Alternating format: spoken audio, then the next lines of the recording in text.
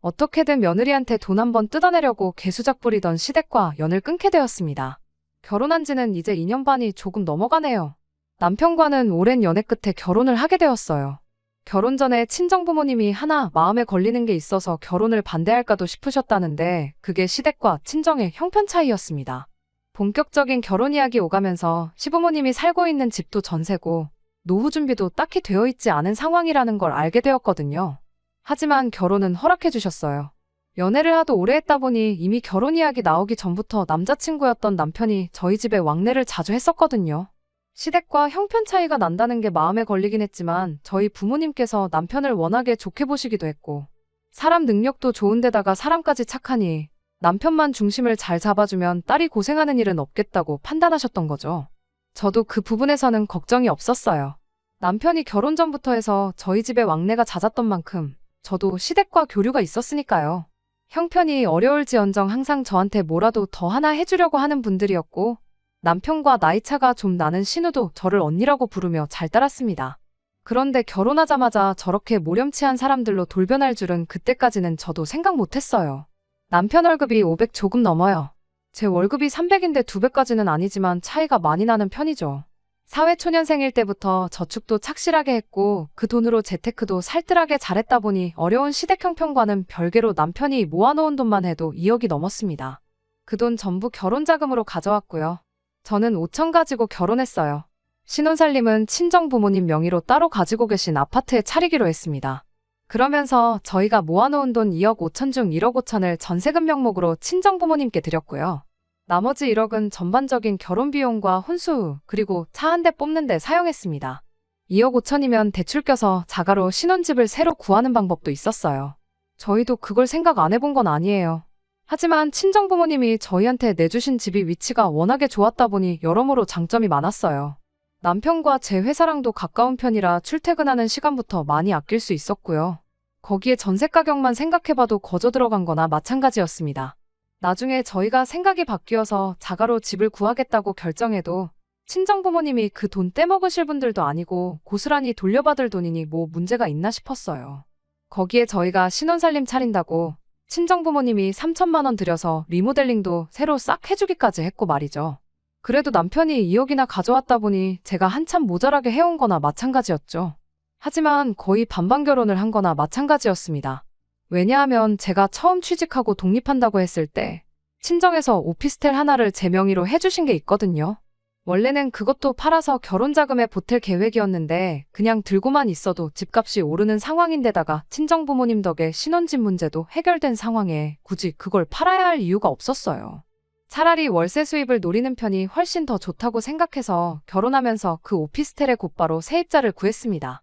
좋은 사람들과 한 가족이 되었구나 생각했는데 그런 시어머니랑 신우가 돌변해버린 건 결혼하자마자부터였어요. 천천히 하나씩 본심을 드러냈다면 가랑비에 옷 젖는 거 마냥 그러려니 하고 어느 정도 넘어가줬을 텐데 너무 대놓고 그 속을 다 드러내더라고요.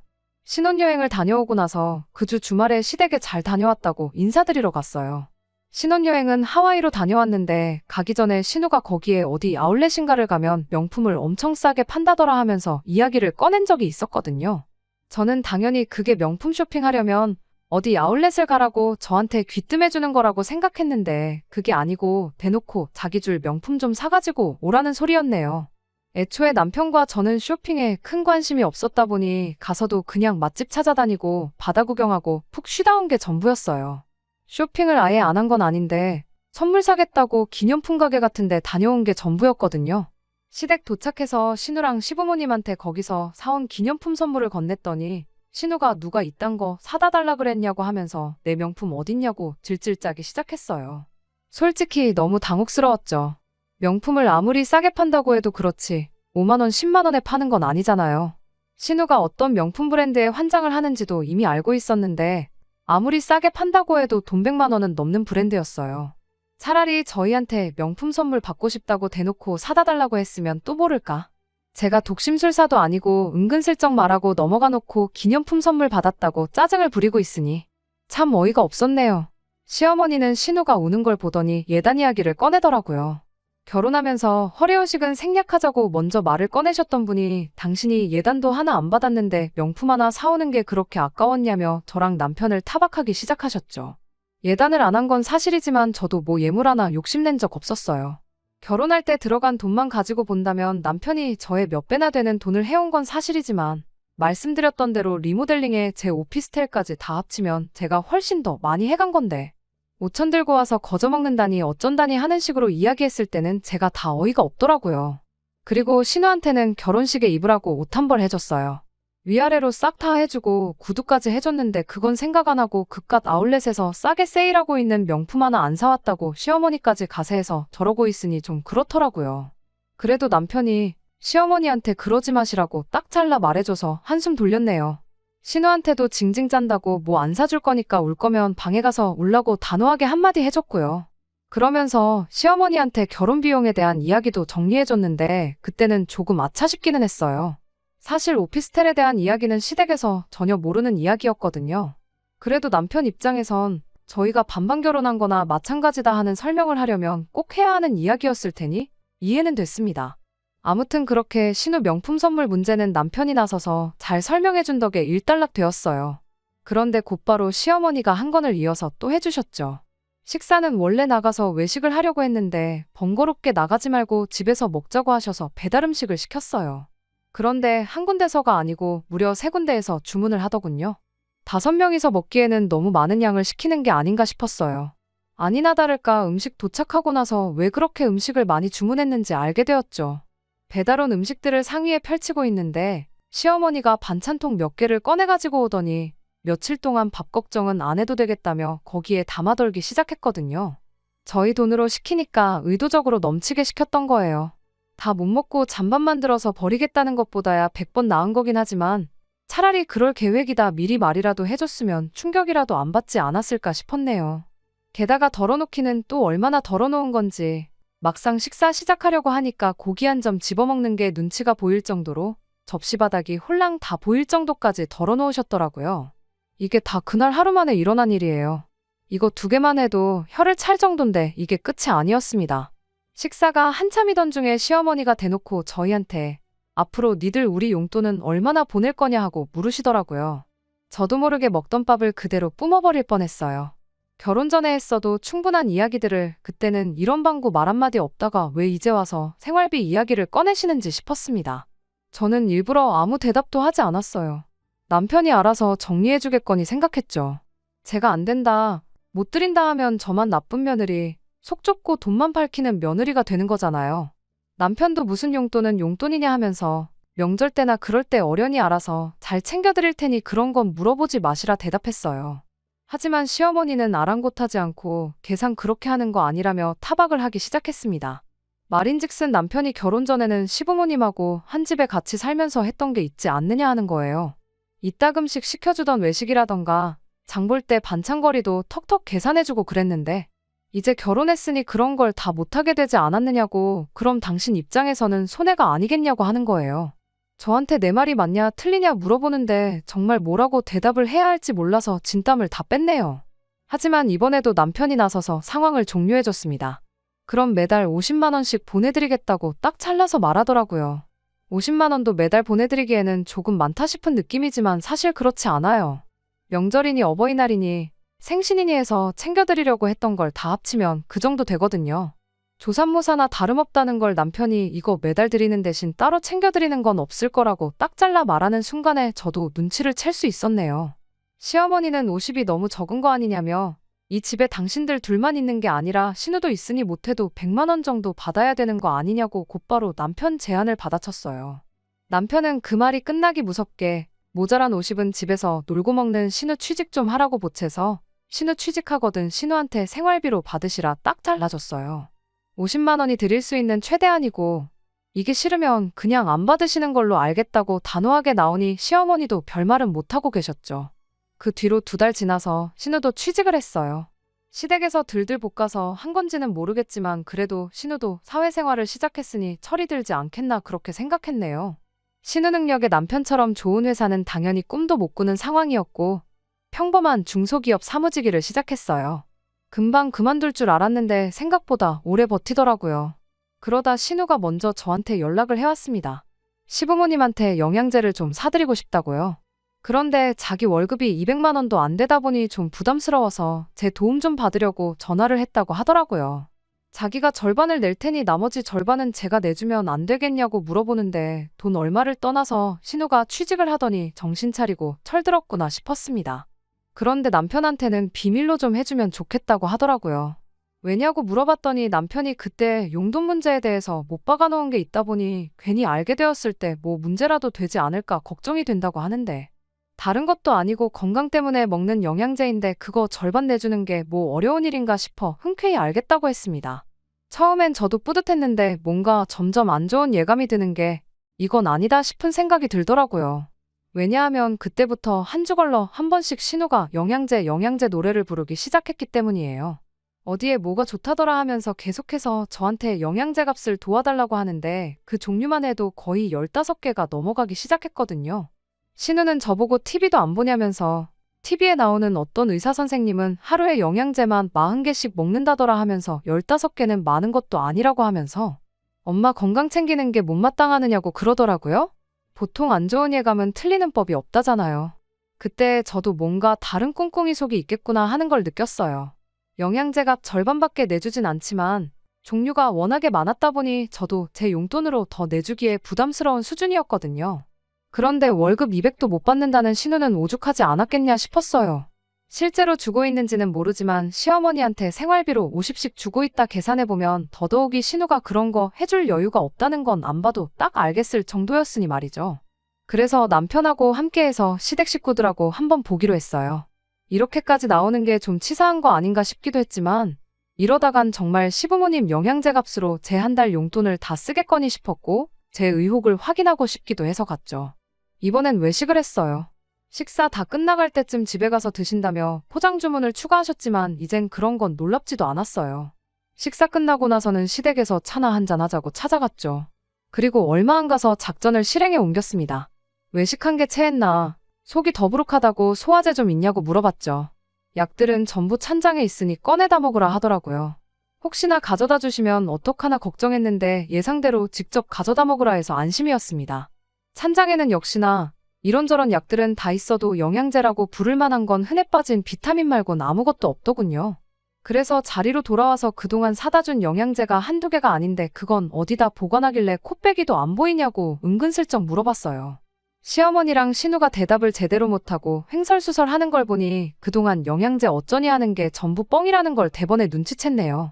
남편은 영양제 이야기는 처음 들었을 테니 무슨 영양제? 하면서 의아해했는데 그걸 다 말하기는 그래서 그냥 그런 게 있어 하고 말았죠. 그건 신우한테 경고하는 거나 마찬가지였고요. 남편 모르게 하겠다는 약속은 지켰으니 앞으로 또 영양제 핑계대면서 내 돈 챙겨갈 생각하지 말라고 하는 경고말이에요. 신우도 눈치가 백단이다 보니 그 뒤로 영양제니 어쩌니 하는 소리는 쏙 들어갔어요. 그 후로 얼마 전까지는 신우한테도 먼저 연락 오는 일이 없었어요. 명절 때나 한두 번 찾아뵀지 그 외에는 뭐 밥이나 먹으러 와라 이런 이야기도 없으셨다 보니 오히려 연애할 때보다 교류가 더 없었습니다. 그게 서운했다기보단 솔직히 편했어요. 그러다 얼마 전에 시댁에서 먼저 연락이 왔습니다. 보고 싶다고 연락이 온 건 아니고 목적이 확실히 있었어요. 저희 결혼할 때 구했던 세입자분이 지방 발령을 받게 되면서 오피스텔을 비워야 하게 되었거든요. 그래서 새로 세입자를 구해야 했는데 신우랑 시어머니가 그 사실을 알고는 연락을 해왔던 거예요. 왕래는 거의 없었지만 매달 보내던 용돈 때문에라도 남편하고 시댁은 계속 연락을 주고받고 있던 상황이었거든요. 그때 또 남편이 이야기를 했었던 건가 봐요. 시어머니는 대뜸 그 집에 신우 좀 살게 해주면 안 되겠냐 저에게 물어왔습니다. 신우가 출퇴근하는데 좀 더 편하기도 하고 한번 독립해서 살아보면 배우는 것도 많지 않겠냐고 하는 게 이유였어요. 물론 신우니까 월세는 받지 않았으면 좋겠다고 했고요. 내키는 조건은 아니었지만 딱 1년만 관리비는 신우가 내고 집은 깨끗하게 사용하는 조건으로 그렇게 하도록 해줬습니다. 오피스텔에 제가 결혼 전에 쓰던 살림살이들부터 그대로 다 있었어요. 그거 옵션으로 다 포함시켜주는 조건으로 세입자를 구했었죠. 나름 제가 그 집에 오래 지내면서 애착도 있었다 보니 집을 되도록이면 깨끗하게 써줄 세입자를 구하고 싶었습니다. 이번에 나가게 된 세입자분이 딱 좋았는데 그분이 지방 발령 1년이면 돌아온다고 그때도 가능하면 이 집에 지내고 싶다는 식으로 이야기를 했었어요. 물론 1년 뒤에 봐서 얼마든지 바뀔 수 있는 상황이기는 하지만 괜히 집 더럽게 쓰는 세입자 들어올까 노심초사할 바에야 비어있는 동안 신우 살게 해주고 먼저 살던 분이 돌아오면 다시 계약을 하면 되는 거 아니겠나 하는 생각이었죠. 제 오피스텔 한번 내줬을 뿐인데 신우도 시어머니도 그때를 기점으로 많이 바뀌었습니다. 한동안 저는 빼고 남편만 시댁 식구들과 왕래를 했지만 그 이후에는 저도 같이 오라고 먼저 연락을 해왔어요. 배달 음식 많이 시켜서 빼돌리거나 외식 나가서 포장 음식 주문하던 얌체짓도 안 하셨고 난생 처음 신우한테 생일 선물도 받아봤네요. 제가 마음 한번 쓰고 이렇게 관계가 좋아질 거면 오피스텔 몇 달 쓰게 해주는 게 문제는 아니겠구나 싶었어요.